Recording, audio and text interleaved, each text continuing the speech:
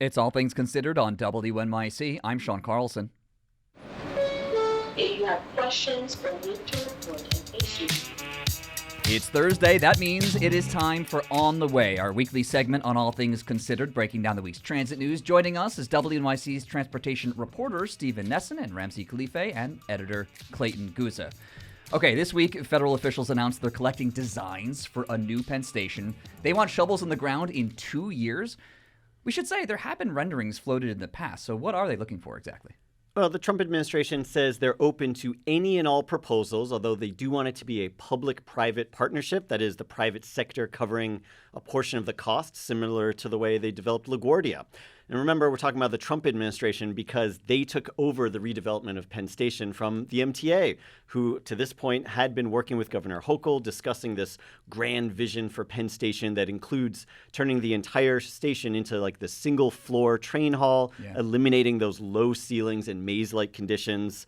The feds want something similar. But remember, the MTA already renovated a portion of the Long Island Railroad concourse, and I think they were thinking it would be, have some sort of consistency in the design.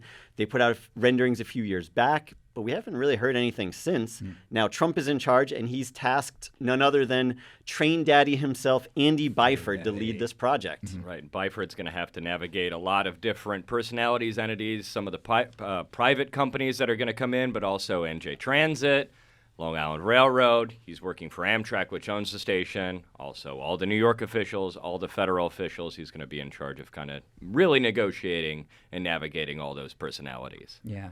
Now, correct me if I'm wrong, but the block south of the station, weren't there plans to just completely demolish that? What's the deal with that? Right. That was the one of the more controversial proposals that's kind of been floated out there for a long time about Penn Station expanding it. And I guess to understand that, you kind of have to think about the Gateway project, right? Yeah. And the new Hudson River tunnels that are coming, connecting New Jersey and New York. That's coming in, the next decade, in theory, if it gets built on time. But it'll allow for the doubling of rail capacity, passenger rail capacity between New York and New Jersey. In theory, if you have more trains, you need places for those trains to go. So Amtrak and New Jersey Transit, for years and years and years, was really behind this so-called Block 780 plan, expanding Penn Station a block south by tearing down a block of Midtown. And to kind of understand why we need to kind of understand the puzzle that is Penn Station, right? The southern 4 tracks, there's 21 tracks at Penn Station. The southern 4 are exclusively NJ Transit. Now from tracks 5 to 12, that's shared between NJ Transit and Amtrak. And that northern section, 13 to 21, that's all MTA Long Island Railroad. And those northern tracks are nice because the MTA, despite not owning the station, but being its largest tenant, invested into that concourse, invested in new kind of entrances, and also New York State had built out Moynihan Train Hall. Long Island Railroad years ago extended its platforms over to Moynihan. New Jersey Transit didn't.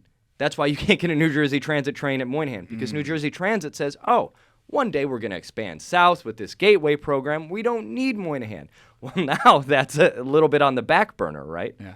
And we should add Andy Byford, who's in charge of this, is not a fan of demolishing the block. He said very explicitly he doesn't want to do that. That's tabled for now. He likes this thing called through running. That is where New Jersey Transit and Long Island Railroad trains share tracks.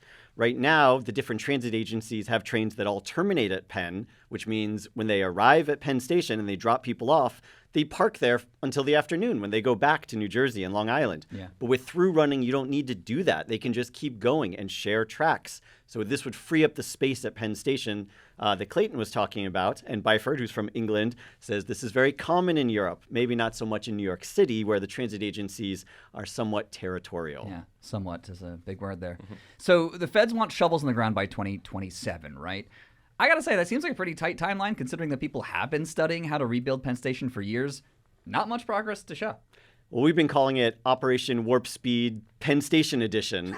Remember how Warp Speed was for the vaccines during COVID? So it seems like this president, who's famous for his short attention spans, who likes things done overnight, wants to see some progress on his clock. And Byford says he doesn't want some half-cooked scheme. He wants serious, well-formed designs and a way to pay for this project. I don't want drawings on a napkin. I want credible designs, credibly backed by funding proposals, and that meet the need. We do want to see this station to be world class. Right. He wants, he doesn't want the multi-level maze conditions. And there are several proposals out there that we've actually reported on already. Ramsey's really familiar with them. Yeah, there's one that raises a lot of eyebrows. That's behind this group called the Grand Penn Community Alliance.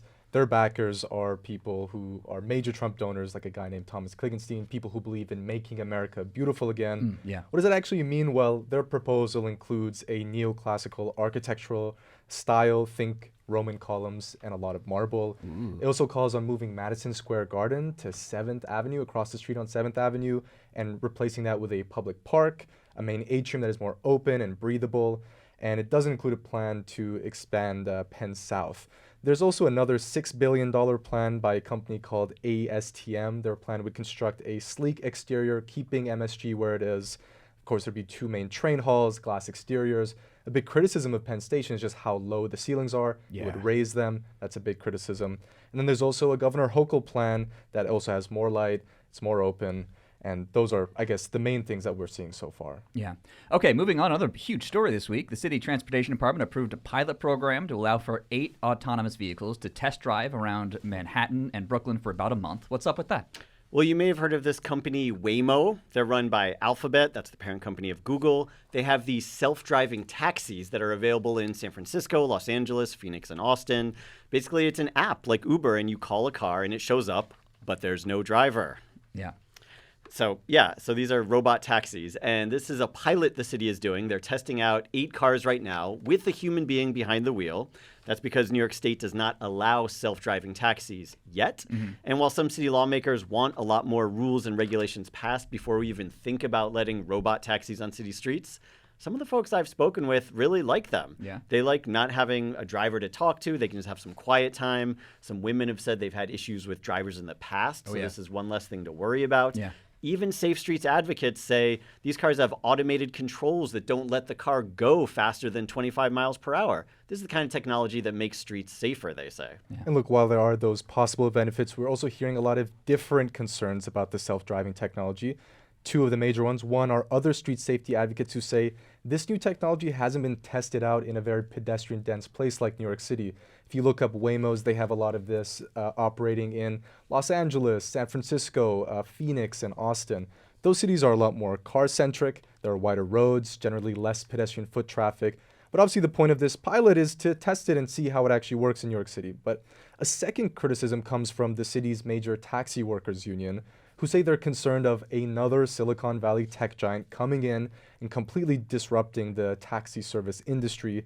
First it was Uber and Lyft, calling a car. Now is it Waymo? Are we just going to completely replace humans with computers? Right. You remember 7 years ago after Uber came in and the taxi medallion industry was decimated. Hugely disruptive. Right. Yeah, There was a rush of taxi suicides. There were suicide drivers. And now a lot of those taxi drivers who formerly, either owned a medallion or relied on yellow taxis for their income have now moved over to Uber and Lyft. They're fearing that they're going to be forced out altogether. And it's a real labor issue. Yeah. Aye. Okay, before we go, we want to get to this. Every week in our On the Way newsletter, we answer a question from a curious commuter. This one is from Angie in Brooklyn, who asks, what is the strategy around the emergency exit doors?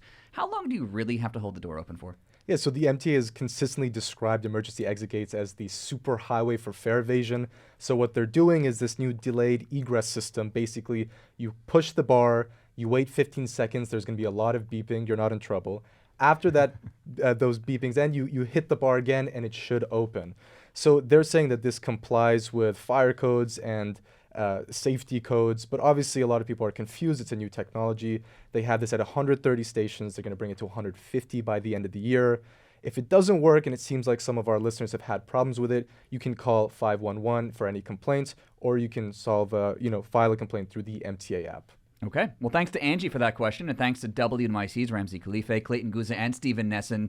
You can stay in the know on all things transit or ask a question of your own by signing up for our weekly newsletter at gothamist.com/ontheway. My friends, as always, a pleasure.